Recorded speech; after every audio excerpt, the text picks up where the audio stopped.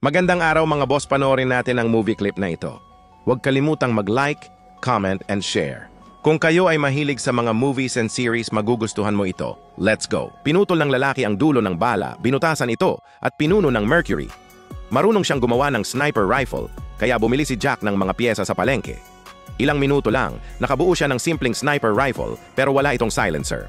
Nagpasya siyang gumawa ng silencer at naghanap ng materyales. Sinadya niyang sipain ang bumper ng kotse, pagkatapos ay pumunta sa isang auto repair shop at humingi ng steel pipe. Idinugtong niya rito ang ilang washers. Pinapantay ni Jack ang mga gears, hinampas ang washers para baguhin ang hugis at ikinabit ang gears sa steel tube. Pagkatapos, idinikit niya ang homemade silencer sa baril.